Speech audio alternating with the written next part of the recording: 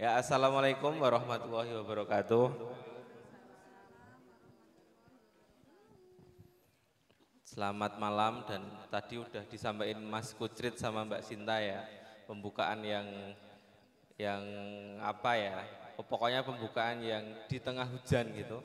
Sebenarnya diskusi ini gitu, saya jadi ingat kata teman saya gitu. So ini ngomong ke ibu Kang gitu, jadi pasti udan gitu. Waktu itu kemarin gitu. Ya wes tenang wae lah. Sehujan apapun kalau kita ngomong soal ibu itu kita pasti terberkahi gitu. Bahkan beberapa hari yang lalu diskusi gitu sama beberapa teman yang fokus di soal Jawa dan yang lain mengatakan bahwa mungkin di sini saya mulai bahwa seorang perempuan atau ibu itu adalah wakil Tuhan di bumi ini. Bahkan di bahasa Jawa disebut bahwa dia adalah seperti dewata yang turun untuk memberkahi seluruh bumi gitu. Nah, di sini kita sudah bersama Bu Rif'ah dan Mbak Pipi gitu. Nanti diskusinya mau seperti apa? Intinya kita akan ngobrol soal ibu dan gimana seorang ibu itu bisa mendidik anak, seorang ibu itu melihat anak-anak ini juga semua dari anak-anak ya. Bapak-bapak ini juga anak, bapak semua enggak ini? Oh bapak gitu. Yang belum bapak siapa? Oh gitu. Yang belum bapak, gini yang belum bapak mungkin ibunya itu cuma satu. Ibunya cuma satu. Kalau yang sudah punya istri, ibunya itu dua. Nah, ada yang tiga toh? Oh ya, dua aja deh mas. Ibunya itu dua. Yang satu adalah ibu itu sendiri dan yang kedua adalah istri gitu loh. Oke, udah mau ambil minum dulu atau langsung ini diskusinya? Oh nanti diputar, terima kasih. Oke, saya mulai ya. Lebih enak kalau dari Bu Rif'ah dulu. Oh gitu, ya Bu. Bisa disampaikan Bu, keluh kesah seorang ibu gitu menghadapi anak gitu. Gimana harus menjaga energi gitu sebagai seorang ibu gitu, sebagai wakil Tuhan Bu di bumi ini gitu. Monggo. Assalamualaikum warahmatullahi wabarakatuh. Bismillah, alhamdulillah, wassalatu wassalamu ala rasulillah wa ala alihi wa sahbihi wa mawalah, amma ba'd. Ini yang terhormat, yang kami hormati lebih dulu, ini Mas Jen. Ini di sini adalah sebagai ketua, koordinator dari KBBW. Yang lain-lainnya juga ini ada saya belum apa. Ada Bu Pipi, ini juga senior dari berbagai, ada teater, ada dan segalanya, dongeng dan yang lain-lain. Mas Imam selaku moderator yang ada di sini dan juga semuanya yang ada di sini.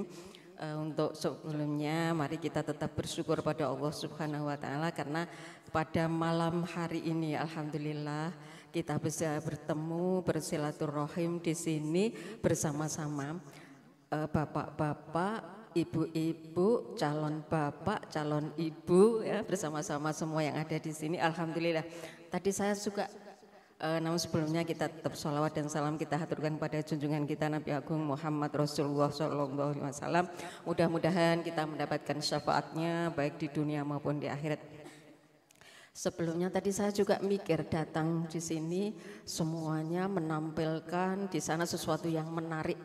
Walaupun itu audienya jauh tapi menarik. Tapi hari saya juga mikir nanti ini acaranya diskusi seperti apa, saya juga bingung. Saya tanya ini siapa? Oh ini yang memandegani acara ini Mas Imam. Bilang nek ketemu Mas Imam kan saya gitu. Sehingga setelah kita ketemu di sini alhamdulillah bisa kita saling dekat. Kita hari ini saya bukan sebagai narasumber. Hanya nanti menyampaikan, ada beberapa kata, kalimat yang ini mohon bisa diresapi bersama. Hari ini mungkin saya yang paling tua. Yang lainnya calon ibu, atau ibu, tetapi saya ibunya ibu. Ya, saya ini sudah ibunya ibu sehingga mungkin paling tua yang ada di sini. Oleh karena itu hari ini pun saya hanya akan menyampaikan dulu. Saya mohon maaf tidak Mas Jen aja. Sudah. Oh ini Mas Imam, saya tidak minum teh. Ya, saya sudah minum di sana. Jadi alhamdulillah hari ini di KBBW melaksanakan suatu kegiatan yang sangat berharga. Saya mengapresiasi sekali bahwa kegiatan ini dilaksanakan pas kebetulan ini adalah bulan yang di sini ada peringatan Hari Ibu. Nah ini sudah pas Mas Jen, jadi programnya Mas Jen ini sudah pas, sudah bagus, sehingga mudah-mudahan ini bisa menginspirasi calon-calon ibu dan juga yang mendampingi ibu. Yang mendampingi ibu berarti kan bisa suami, kan bisa seperti itu. Tadi dikatakan bahwa di sini sebetulnya ini sudah laki-laki yang hebat-hebat, tapi tidak ada laki-laki yang hebat tanpa seorang ibu yang hebat. Tidak ada, itu tidak ada. Walaupun sehebat apapun seorang laki-laki itu pasti itu adalah dari seorang ibu. Ya. Walaupun ibu itu sebagai ibu rumah tangga, tapi itu namanya tetap suatu ibu yang hebat. Itu sudah seperti itu. Oleh karena itu hari ini saya hanya menyampaikan dulu. Ya, ada beberapa kata yang perlu saya sampaikan dan nanti menjadi pijakan ibu-ibu dan mbak-mbak semua yang ada di sini sehingga nanti diskusinya tidak mendengarkan ceramah. Yang pertama, ya. Cermin yang paling jujur adalah mata seorang ibu. Yang namanya seorang ibu itu matanya sangat tajam sekali. Dibohongin anak seperti apapun, ya, anak berbohong seperti apapun, atau suami berbohong seperti apapun, mata seorang ibu adalah sangat tajam sekali. Rumakna don. Ya. Sekali lagi, jadi cermin yang paling jujur adalah mata seorang ibu. Yang kedua, saya cukup 7 saja nanti. Ibu, aku hanya menjadi pendosa. Sementara engkau terus menjadi pendoa. Ya. Jadi anak atau seorang laki-laki yang mengatakan bahwa ibu, aku hanya menjadi pendosa. Sementara engkau terus menjadi pendoa. Berarti yang biasanya banyak mendoa itu seorang ibu. Kalau tadi dikatakan Mas Imam, ibu adalah segala-galanya, itu saya betul. Makanya di sini seorang ibu apabila ada anak yang menjengkelkan, ya tadi mengatakannya seperti itu. Tidak ada seorang ibu yang jengkel, tapi dibalik bahasanya. Contoh misalnya, iki lu senangannya jaluk duit, anak ini sukanya suka duit. Wes muga-muga besok jadi menteri keuangan, bahasa itu. Jadi bahasanya berarti mengandung doa. Memang itu bagaimana menjadi seorang ibu yang sabar. Enggak apa-apa, udah putih. Udah minum, Mbak. Makasih ya. Jadi sekali lagi bahwa ibu, aku hanya menjadi pendosa, sementara engkau terus menjadi pendoa. Yang ketiga, ibu adalah segalanya. Jalan rezekimu akan terbuka bila engkau berbakti padanya. Laki-laki, ini yang biasanya kena, tapi perempuan pun juga sama. Ibu adalah segalanya. Jalan rezekimu akan terbuka bila engkau berbakti padanya. Yang keempat, ibu akan bahagia bukan karena hartamu, tetapi karena akhlakmu. Saya ulangi, ibu akan bahagia bukan karena hartamu, tetapi karena akhlakmu. Ini sering dikatakan orang, kalau anak kaya, orang tua menjadi pembantu. Tapi kalau orang tua kaya, anak menjadi raja. Mudah-mudahan tidak akan terjadi hal yang seperti ini. Jadi tetap bahwa ibu adalah akan bahagia bukan karena hartamu tapi karena akhlakmu.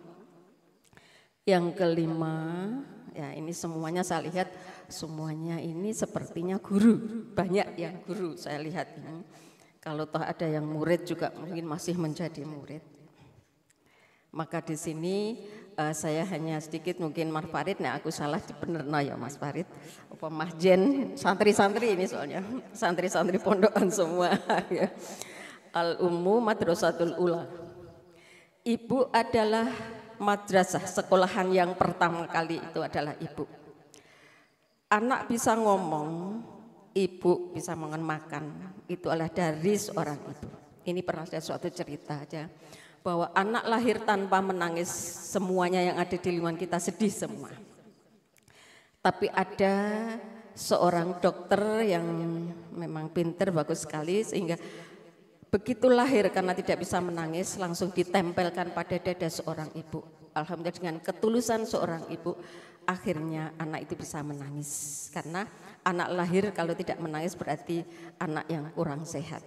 Tapi sekarang ini banyak kalau memang melahirkan langsung ditaruh di dekat dada seorang ibu itu dari bidan maupun dari dokter itu sudah seperti itu.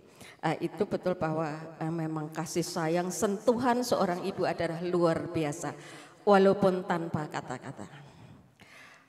Kalau Al-Ummu Madrasatul Ula itu pertama kali, tetapi tidak cukup itu bahwa Al-Ummu Madrasatul Ula, Al-Ummu Kal Madrasah. Kalau sekolahan itu dari jenjang bawah sampai jenjang atas, itu adalah sekolahan.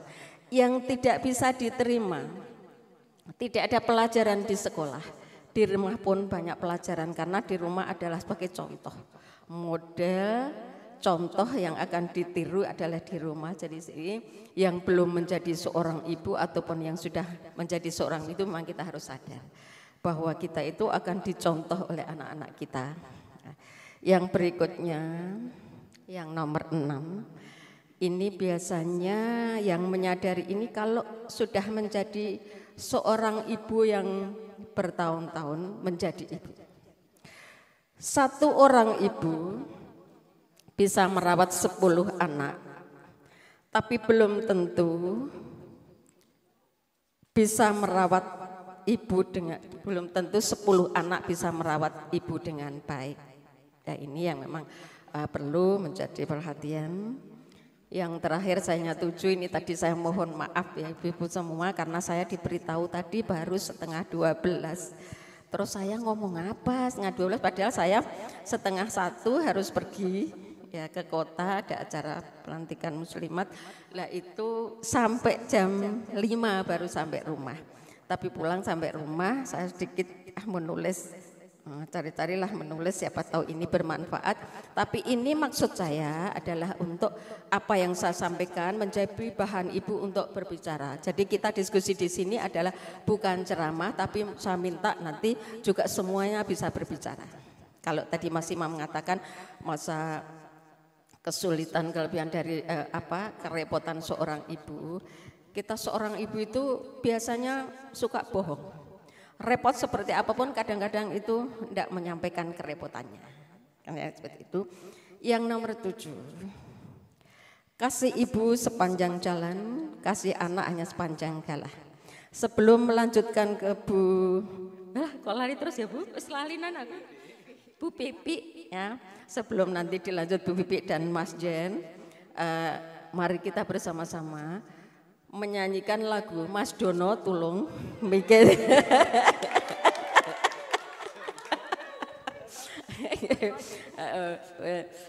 Lagu legendarisnya anak-anak, kasih ibu. Nanti dinyanyikan bersama-sama. Ya. Mesti semuanya bisa. Ya. Pak Guru ya. Ini saya nyanyi nanti nyanyinya bersama-sama. Monggo nyanyi bersama-sama dipimpin Mas Dono. Soalnya Mas Dono biasanya kalau nyanyi juga lucu.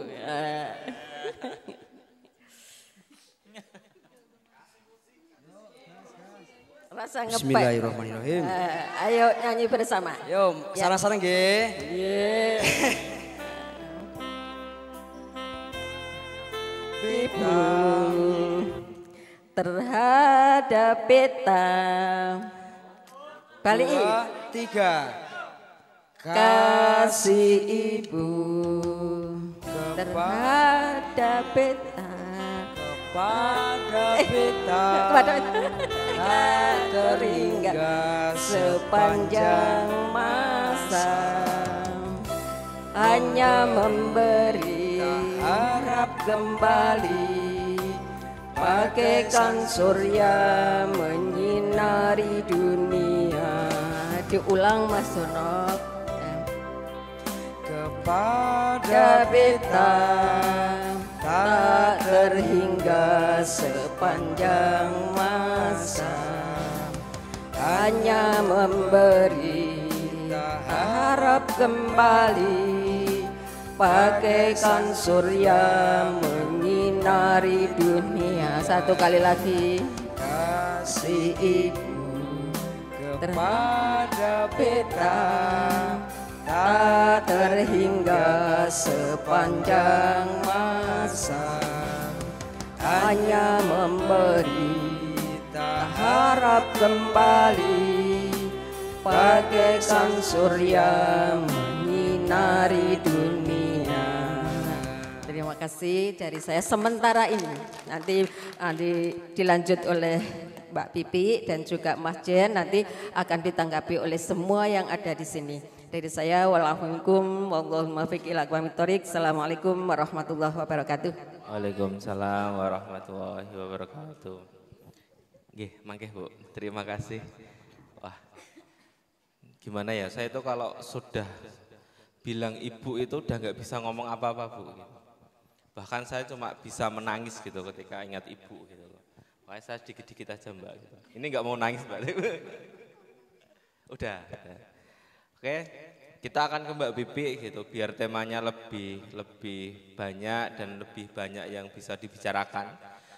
Gimana sih seorang ibu yang seniman, seorang ibu yang suka dongeng, apakah di rumahnya juga dongeng gitu untuk anaknya, atau di rumahnya juga, atau cuma disuruh baca buku dongeng, nah, mungkin ada sedikit unek-unek Mbak gitu. Monggo Mbak Bibi. Matur suwun buat waktu dan kesempatannya Mas Imam. Matur suwun pada Mas Yesi selaku Ketua KBPW. Matur suwun teman-teman semuanya yang ada di sini. Yang terhormat Ibu Rifah. Yon sewu kalau berbicara tentang ibu loh, kemarin Mas Imam ke rumah Mbak, aku ngomong tentang ibu. Lah sing diomongke apa? Wis to Mbak, angger ngomong tentang ibu secara pribadi, angger ngomong cerita sebagai ibu. Kalau sebagai ibu senior di samping saya ada Bu Rifah yang kebetulan malah beliau ibu guru dari kedua anak saya yang nomor 2 sama nomor 3 di SMA 1 Bae. Jadi kalau bicara ibu senior ada Bu Rifah gitu. Terus aku ngomong apa Mas Imam gitu. Nah, mungkin teman-teman di sini taunya Pipi ini pekerja seni ya, pekerja seni menulis, kemudian berteater. Tadi juga dipaksa-paksa sama Mas Imam untuk dongeng gitu kan. Kalau sebagai ibu yang kebetulan sebagai pekerja seni, mungkin bisa cerita ya Mas Imam ya. Nek sebagai ibu senior nyon sewu ada Bu Rifah nggak berani Ibu. Ibu yang kebetulan menjadi pekerja seni, bukan pekerja seni yang menjadi ibu. Jadi di sini sosok ibu adalah yang pertama.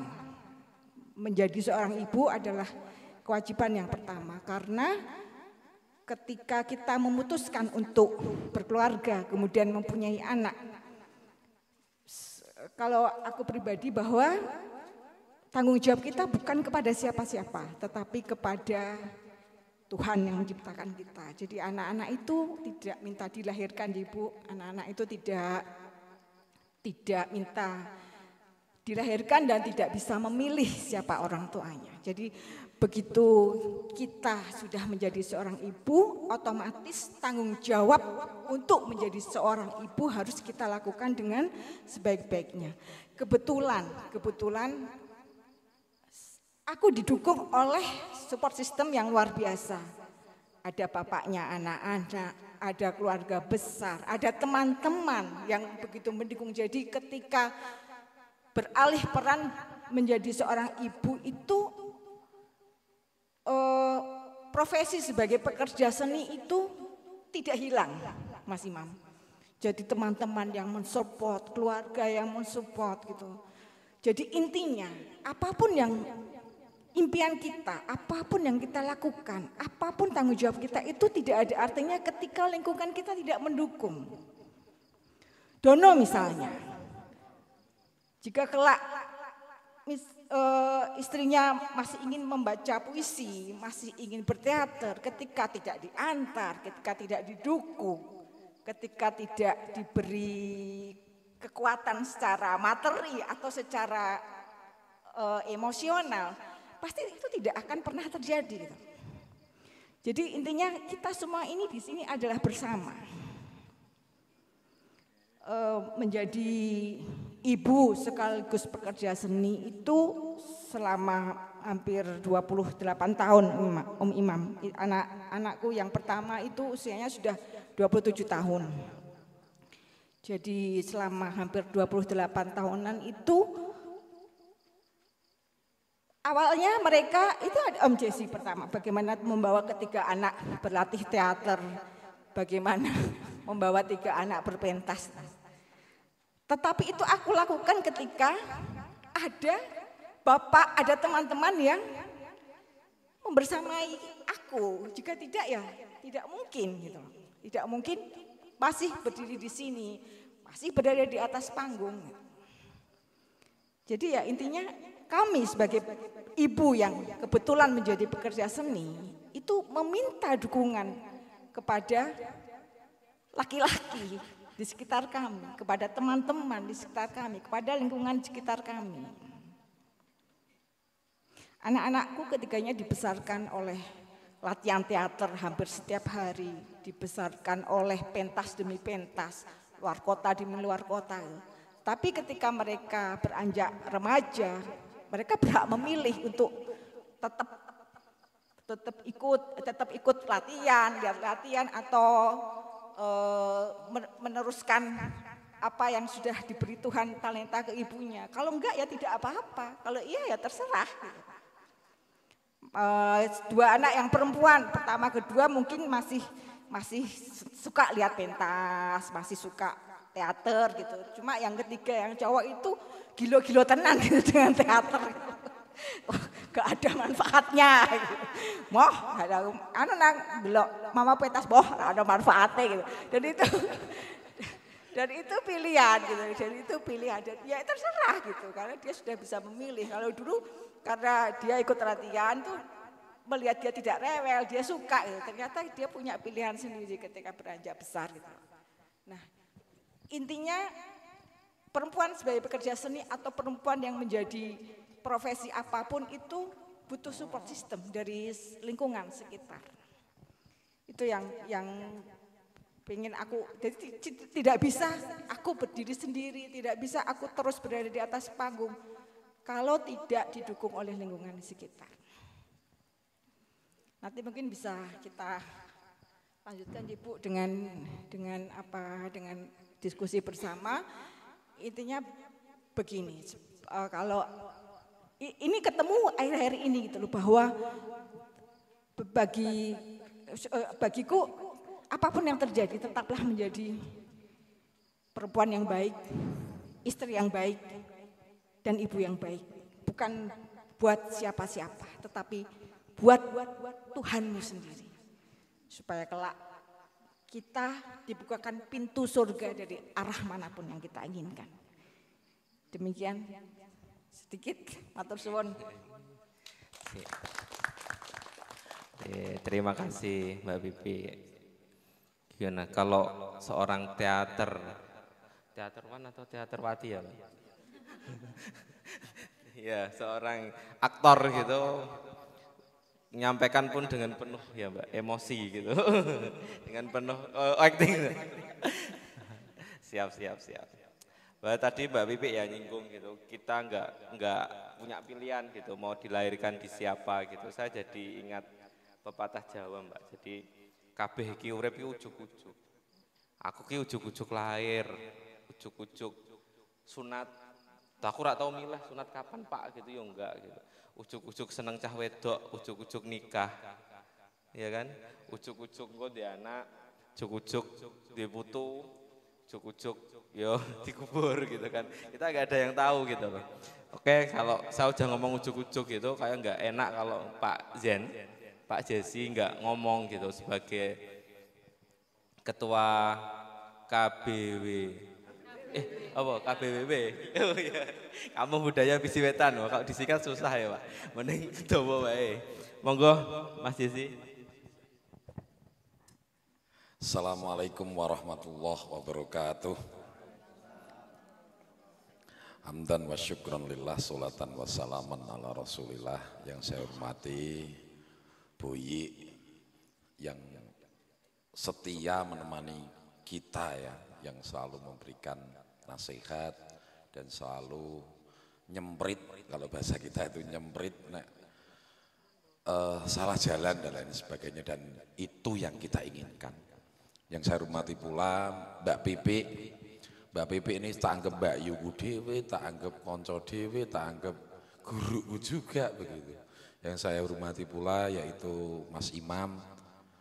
Saya nggak tahu kenapa saya melihat Mas Imam hari ini tuh, ya mungkin karena ngomongin ibu ya. Hari ini nggak sedih begitu, cuma haru gitu. Mungkin kalau bisa dibilang seperti itu gitu.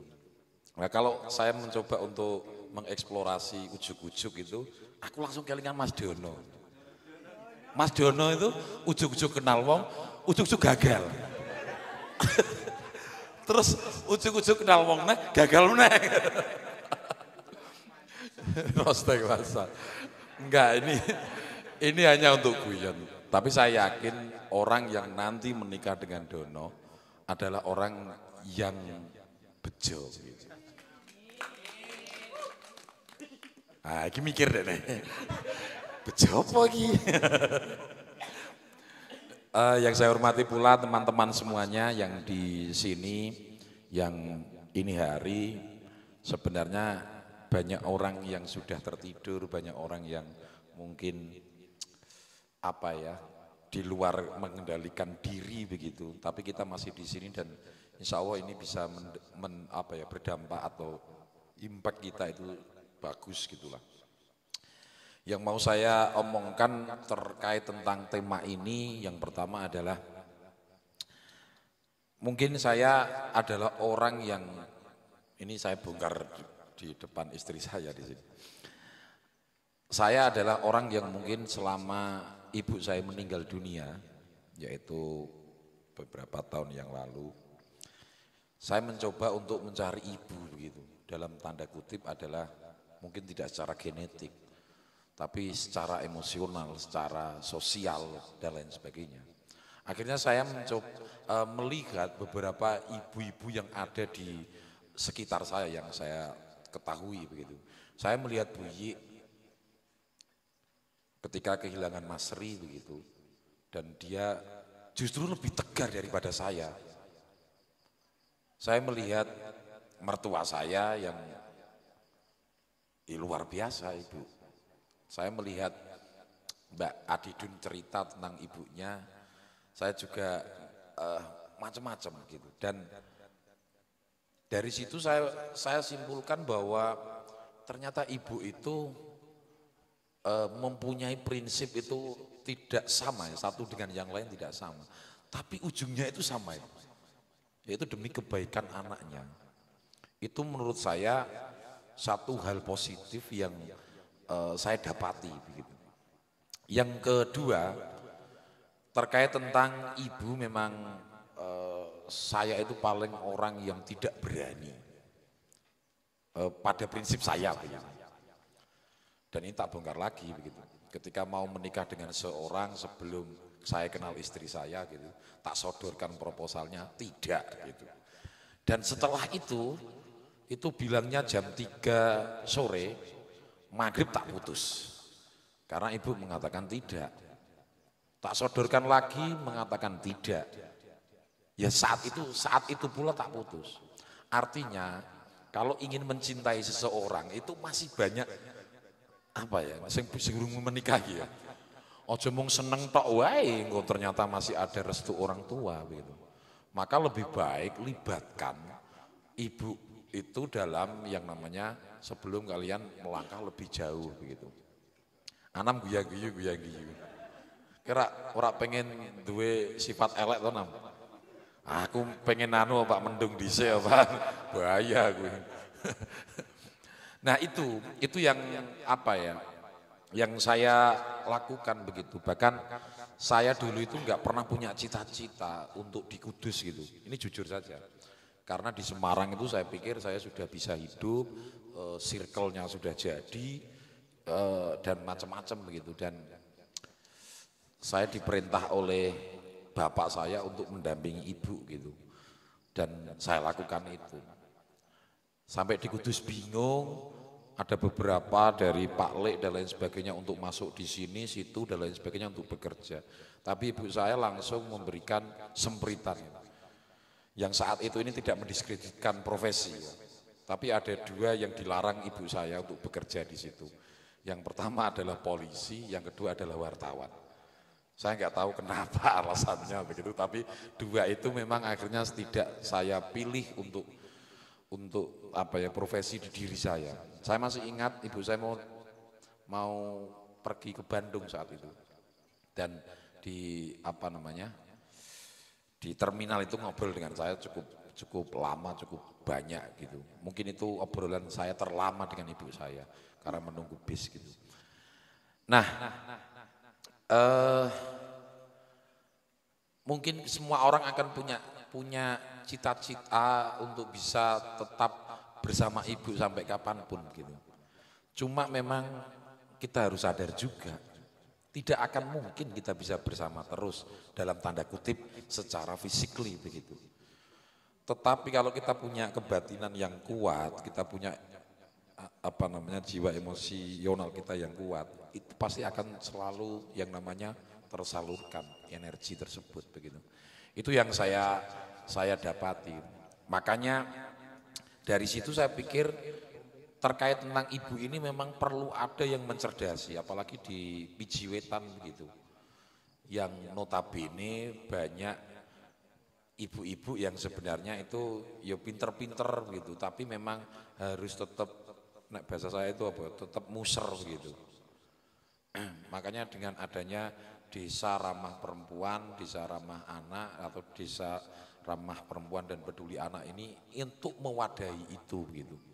Walaupun kalau boleh jujur mau dibawa kemana ya belum ngerti gitu loh.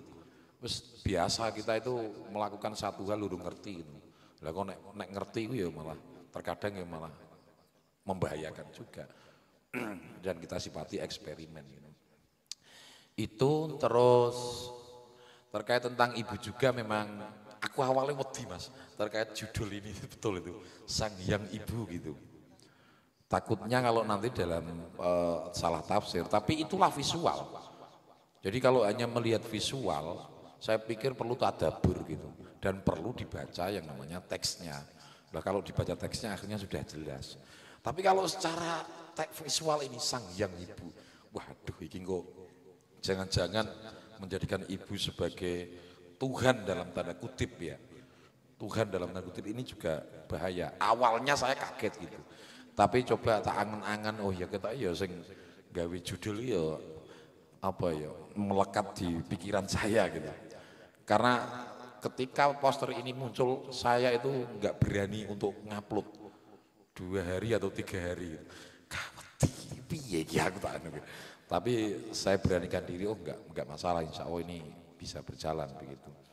Itu terus ya teman-teman semuanya mungkin nanti kita bisa sharing juga begitu. Karena di beberapa hal itu memang saya melihat sosok ibu yang banyak sekali dan luar biasa sekali gitu. Saya melihat nengkene ono Butina sing anake waduh merono ning Kalimantan. Iku mesti Butina aku 3 dina 3 bengi ra turu, nangis tok gitu. Saya melihat juga, aku ki mempersiapkan ketika anak saya pengen mondok terus bojoku besok wong anakku ki rata ucul karo mboke kan gitu. Iku besok kaya apa seminggu gitu. Aku meh tuku son sing buanter gitu. Beneran krungu gitu. Karena bagi saya itu memang saya seneng jenenge berpikir zigzag atau berpikir jeglong gitu. Aku nek terjebak dalam haru biru aku ya megah, aku terjebak dalam ini ya megah begitu. Makanya aku nek diomongi kamu kok nggak pernah romantis ya, biar romantis itu hanya di dalam diri saya yang tahu aja begitu. Ngono Don. Nah itu makanya kita memang sambil kita guyon, sambil kita mentadaburi, sambil kita merefleksikan diri kita gitu. Karena manusia itu apa tuh ya tempatnya salah begitu. Dan kita saling salah terus gitu. Wes salah, ora gelem kangen-kangen, nah itu. Wes senengane tukang plecit terus. Ngapunten ini Mas Heri ini luar biasa. Diomongi kucit itu tukang pecet terus. Aja ngono, kucit aja ngono Mas. Kucing tadi seperti itu. Dan saya melihat juga Mbak Ida yang juga kepontang-panting. Waduh, ini anaknya kepiye? Aku tak pikir-pikir. Dari neng kene iso esok, terkadang sampai sore. Iki anaknya kepiye ya dan lain sebagainya. Tapi saya mempercayai bahwa semoga aja orang yang memang berserius di sini itu dibereskan kehidupannya oleh Allah Subhanahu wa taala. Min haitsu la yahtasib. Terima kasih. Assalamualaikum warahmatullahi wabarakatuh. Waalaikumsalam warahmatullahi wabarakatuh. Terima kasih Mas Jesi. Gitu. Kalau Pak Zen itu saya nggak familiar. Kayak sebelum tak lempar ke teman-teman gitu, nanti bisa menanggapi atau bertanya pun boleh. Gitu. Sebenarnya terkait tema ya Mas gitu. Sebenarnya teman-teman itu udah kayak Adidun, Mbak Ida, terus Lang, Apop itu udah siap gitu dengan segala konsep gitu. Tapi temanya opo Mas gitu. Nah, itu saya yang paling bingung Mas. Aku nggak bisa gitu cuma untuk ibu gitu kok terlalu wah gitu. Sampai malam keberapa yang gambar ini namanya Mas Danang. Mas Danang ini kerja di Sukun. Nah, gitu. Saya berharap itu Mas Danang itu kan mumpung gak ono wonge ya gitu. Mas Danang itu kan punya almarhum istri gitu. Jadi aku pengen gitu dia menggambarkan punya sisi egonya gitu, menggambarkan istrinya gitu atau apa gitu. Ternyata enggak gitu. Mas Danang ya Mas Danang yang ketika gambar ya keluar dari egonya gitu. Sampai dia mengubah 2 kali gambarnya gara-gara saya mengajukan tema Sang Hyang Ibu itu gitu. Kenapa sih kok Sang Hyang gitu? Ya saya coba menempatkan sosok perempuan gitu ya di Sydney gitu. Bahkan saya sering bilang gitu sama anak, saya punya 2 anak Bu. Namanya Nun dan Kaf, yang pertama itu Kaf dan Nun. Nah itu selalu tak bilang hati-hati, ibu itu kalau marah bisa melebihi monster gitu. Saya sering gitu. Kayak itu pengalaman pribadi, yang paling tak takut itu ibu gitu dari dulu, saya gak berani gitu. Karena ibu itu saya salah apapun dibela. Saya sebenar apapun ya digunggung-ke gitu loh. Bahkan aku salah gitu, tahu ngeplak siapa ya, pokoknya anaknya Ustadz kampung gitu ya dibela tetap aku gitu. Anakku rak salah gitu, saya salah anakmu gitu kan. Ya aku coba menempatkan ini gitu, jadi ya seagung itu ibu gitu loh, nggak bisa digantikan gitu. Wong kita juga anak gitu loh, seperti itu. Oke, kayak Mas Vicky mau ngomong atau siapa monggo, Mas Farid. Oh.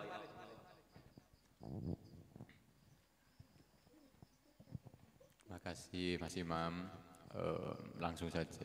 Jadi perihal tentang tema dan perihal tentang ibu, tapi kira saya dari tadi mendengarkan itu menemukan satu benang merah yang kenapa sih sosok ibu itu satu doanya itu tokcer, nah, mustajab, kata Pak Ustadz Dono mustajab.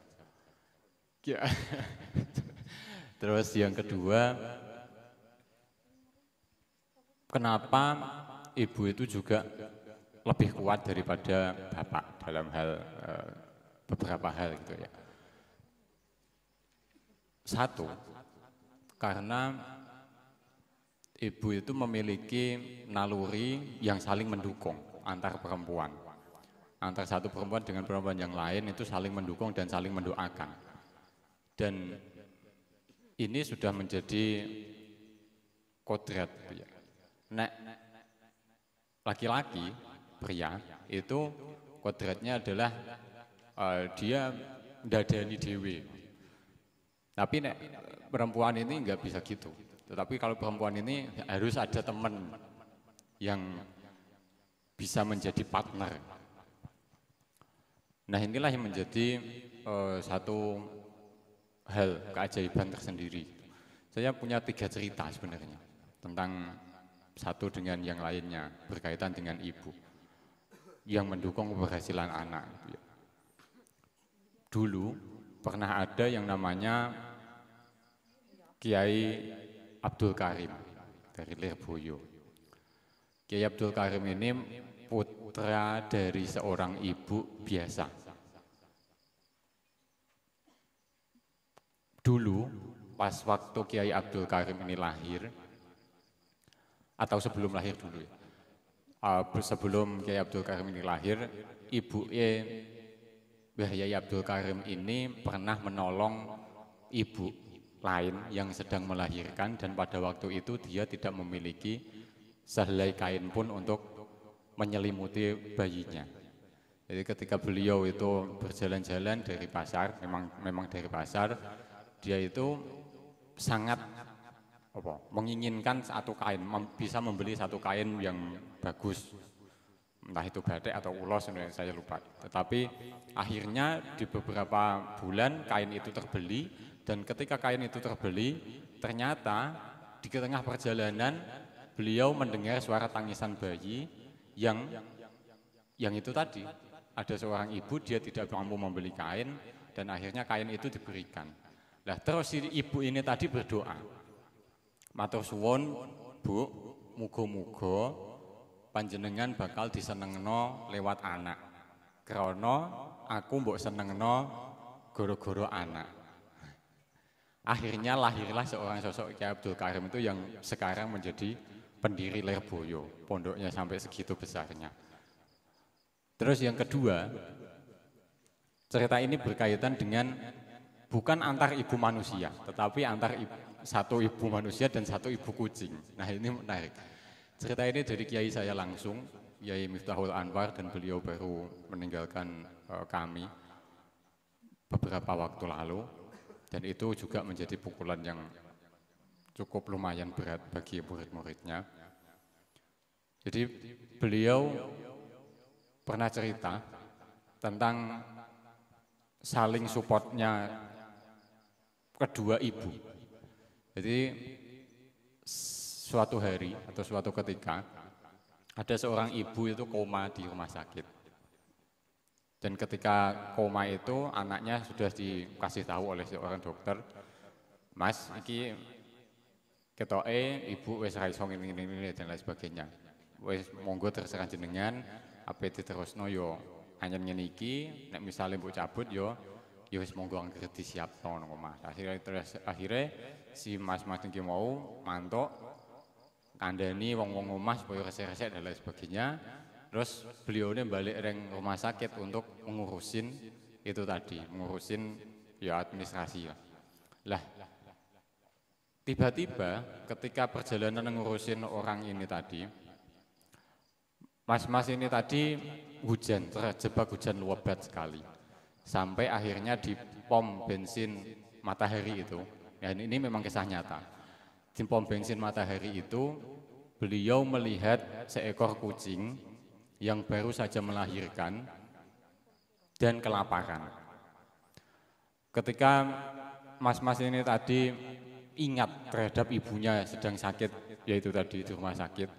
Terus akhirnya si mas-mas ini nggak bisa apa-apa kan, karena dia itu ya wis kejebak udan ngono kuwi, misale ngono ya paling ibuku wis dipindah atau wis tinggal ngoten, wis engko sisan wae.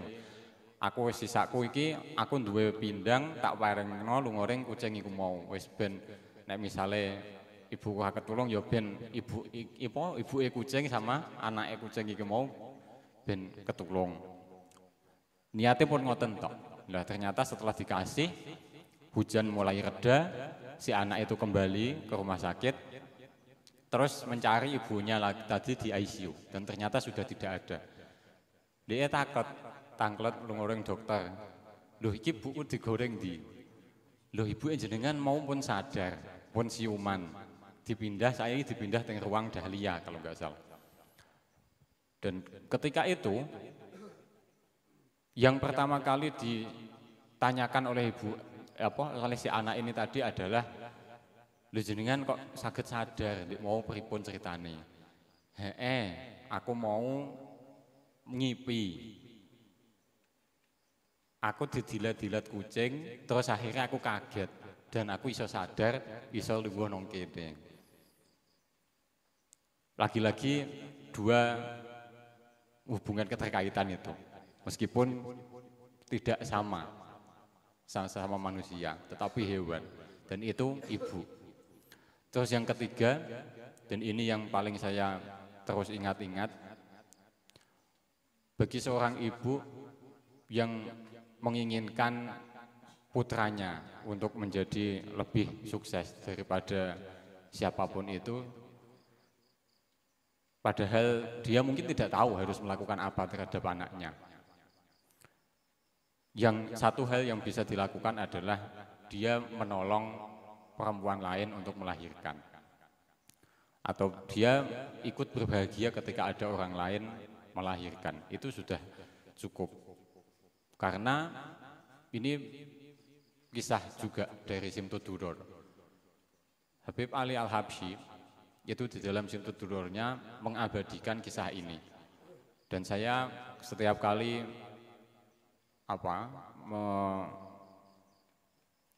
maulid itu ya di teman-teman saya selalu ingatkan ini kepada teman-teman Jamiah. Ketika Siti Aminah melahirkan, itu tidak ada satupun orang yang mengetahui, kecuali satu, Ummu Syafa. Ummu Syafa ini adalah ibunya Abdurrahman bin Auf. Mungkin dulu ini juga pernah menjadi diskusi di Topongelinya Pak Enjen. Jadi sopo bidane Kanjeng Nabi. Nek berjanji ora diterangno, nek anu ora diterangno. Nah, bedanya Kanjeng Nabi yaitu tadi ibunya Abdurrahman bin Auf, namanya Ummu Syafa. Dan ketika Ummu Syafa ini membantu Siti Aminah untuk melahirkan Kanjeng Nabi, beliau mendengarkan suara atau mendengar suara yang tidak ada rupanya. Rahimakallahu aw rahimaka rabbuk. Kamu akan mendapatkan keberuntungan selalu dari Allah Subhanahu wa taala dan dari sampai diulangi 2 kali itu dan dari pengasuhmu. Ya pengasuhmu ya Allah Subhanahu wa taala itu tadi. Nah, dari pengalaman si Ummu Syafa ini, Ibu Syafa ini tadi, akhirnya anaknya Ibu Syafa ini, si Abdurrahman bin Auf, ini menjadi orang yang tidak bisa kere, tidak bisa miskin dalam hidupnya. Sampai ketika si Abdurrahman bin Auf ini pernah sambat, duitku kok ora iso entek-entek ya ngoten. Jadi si Abdurrahman bin Auf ini sampai ngurung Kanjeng Nabi, karena Kanjeng Nabi pada waktu itu bilang bahwa besok sing hartane paling akeh iku sing hisabe paling suwe kan gitu. Lah si Abdurrahman bin Auf ini nangis. Ya Allah Gusti, iku kok kepiye? Wong aku duwe harta akeh, engko hisabku paling suwe dhewe kan. Wes aku pengen bondoku iki entek kabeh dhisik wae. Akhirnya temenan. Pada waktu itu Mesir atau Arab Saudi sendiri, Arab Saudi mengalami kegagalan panen kurma, sehingga kurma-kurma yang busuk itu dibeli semua oleh Abdurrahman bin Auf. Wis tak tukune aku kabeh kanggo hidup-hidup ngentekno bondone iku mau ben sekirane entek ben ora entuk hisab. Lah terus akhirnya wong nyendeke wis ditakdir bakal iso kere, guru-guru ibuke iku mau. Ada seorang saudagar dari Mesir yang mencari kurma busuk dan mau tidak mau itu harus dibeli karena untuk obat. Untuk obat dari penyakit yang melanda di Mesir.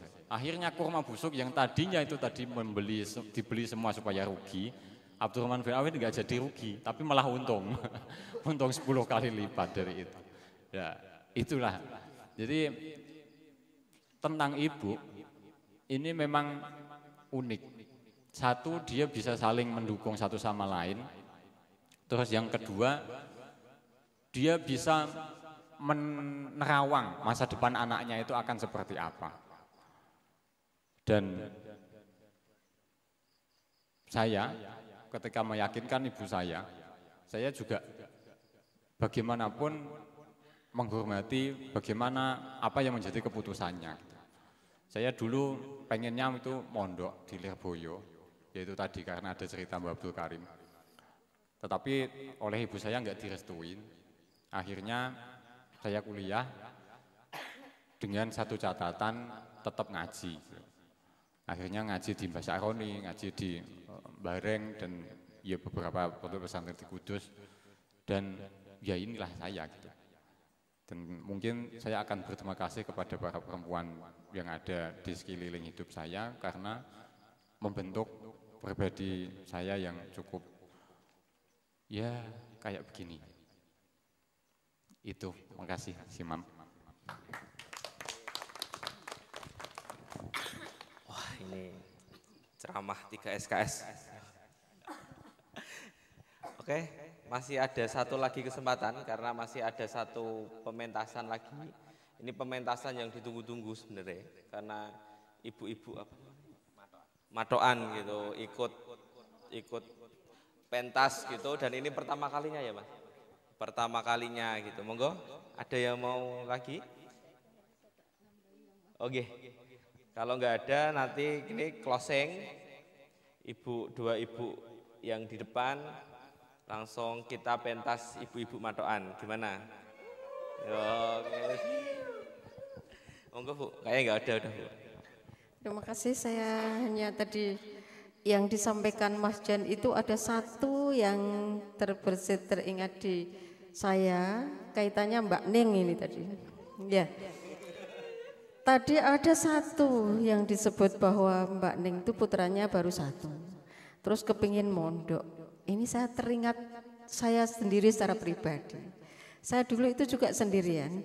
Tapi orang tua saya zaman dulu itu orang kuno, tapi mungkin berpikirnya akan berbeda Mbak Ning. Jadi pikirannya begini, karena anak saya satu, sehingga dia akan saya siapkan untuk mandiri dari awal. Itu bahasa seperti itu.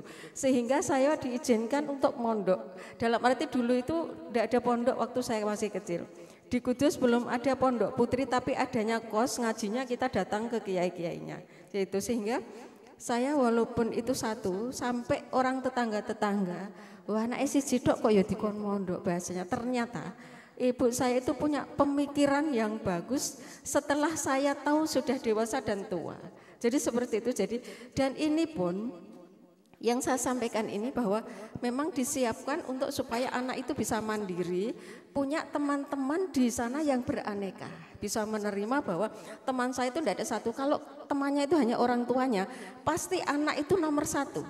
Nah, mesti di nomor satu kan. Contoh saya pernah, seingat saya satu, pada saat zaman dulu kan zaman sulit-sulitnya ekonomi ya, tahunnya tahun 60-an, tahun 60-an itu, sehingga pada saat saya kecil, di sana itu di rumah tinggal ada lauk satu. Itu didahar dimakan oleh bapak saya.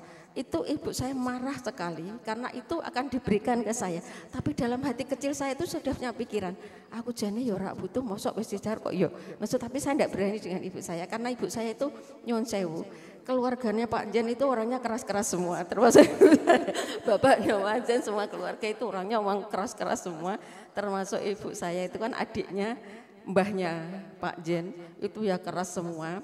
itu di antara itu satu, sehingga apa yang disampaikan, apa yang menjadi keputusan ibu saya, anak saya lulus dari MI kelas 6 tak pondok nih, itu satu karena saya memang dulu itu satu, dan ini diikuti oleh anak saya itu juga satu, itu ternyata yang pesan bukan siapa-siapa, dokter dan periksa dokter dan sebagainya. Itu sebelum diputuskan dokternya sudah begini, berikan rambu-rambu. Kami sudah ikhtiar, tapi tidak tahu ya bagaimana nanti kelanjutannya. Cuman saya titip ya Mbak, ini anaknya jangan dianggap anak satu, tapi ini siapkan mentalnya untuk bisa mandiri. Walaupun ini cowok, tapi ini siapkan untuk mandiri. Oh ternyata itu sama, jadi punya cerita yang sama di anak saya yang besar itu. Sehingga tadi karena disinggung Mas Jen, sehingga saya juga nitip ya, memang disiapkan mentalnya Mbak Ning. Jadi dari awal supaya anak ini tidak di rumah, pasti putranya Mbak Ning itu mesti dia menang, pasti nomor satu. Ya, bapaknya, ibunya mesti nomor satu. Dulu saya ingat seperti itu soalnya. Jadi dari pengalaman itu, sehingga kalau bisa dipondokkan itu tahu saya bersama dengan siapa, nanti orang yang beraneka ragam, ketemu dari orang yang beraneka ragam. Jadi yang karakternya berbeda-beda sehingga dia siap dimanapun, kapanpun. Kita tidak tahu juga. Kalau toh nanti punya adik juga tetap dia itu akan juga sayang pada adiknya karena dia sudah lebih dewasa. Mudah-mudahan ya, itu saja. Ini yang tambahan saya karena ini masih ada satu ini yang inti nanti penampilannya. Makasih. Iya, makasih Bu. Wah, saya itu 2 kali ini ketemu Ibu ya. Yang pertama di rumah Bu. Saya dulu yang sempat ngobrol sama Ri sampai tengah hari. Sampai subuh hampir Bu. Oke, Mbak Bibi monggo. Terakhir ya Kak Imam ya. Saya kok agak bergetar ya Bu tadi ngendikannya dengan Ibu Ayi, itu Mas almarhum Mas Ri yang dari Pak Dokter menika. Nggih. Menambahi dari Ibu Yi ya dan Mas Jesi tentang anak Ibu, apalagi putra satu ya Bu, apalagi sebagai anak satu, bagaimana perasaan ibunya gitu.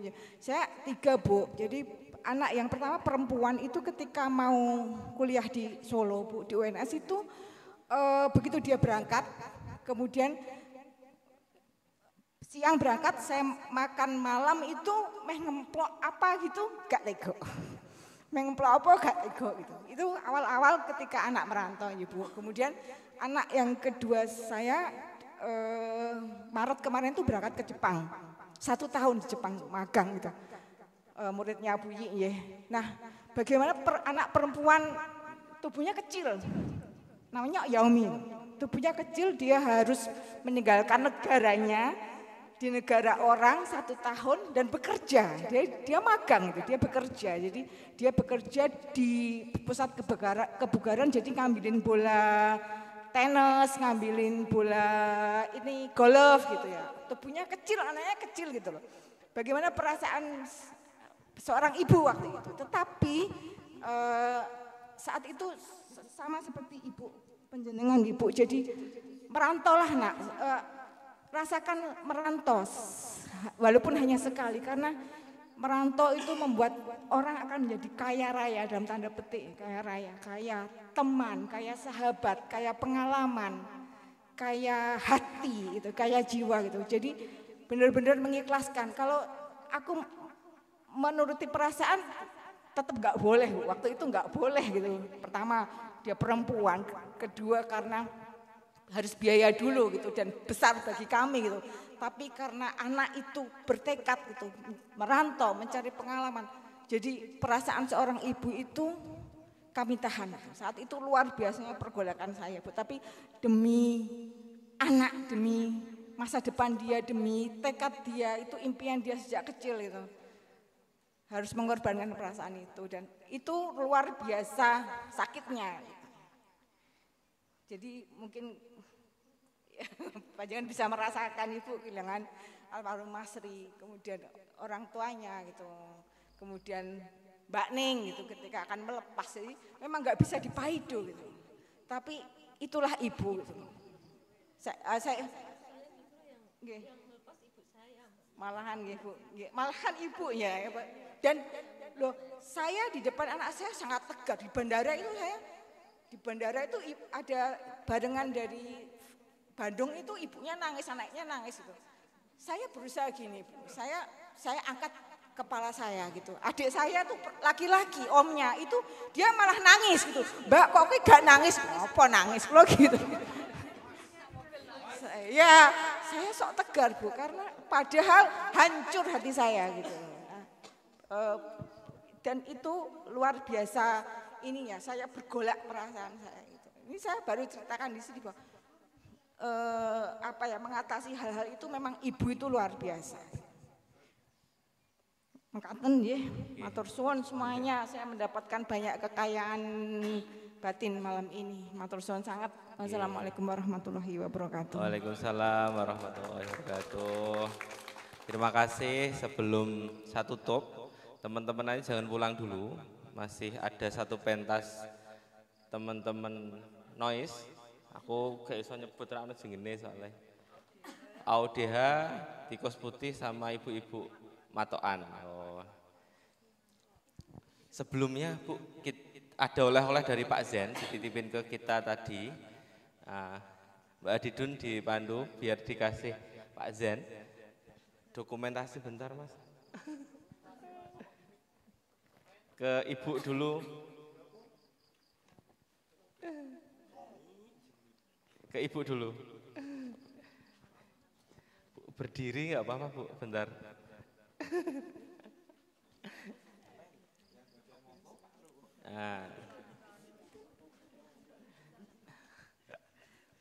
Wah itu pas. Mas. Jadi dari pembicaraan tadi saya jadi ingat gitu, kenapa ibu saya nggak memperbolehkan saya kuliah di Undip waktu itu. Diterima Mbak, udah. Waktu itu keterima di sejarah saya malah, tapi nggak boleh. Wah neng Kudus yo akeh sejarah, ora usah aduh-aduh gitu. Mbak Bibi.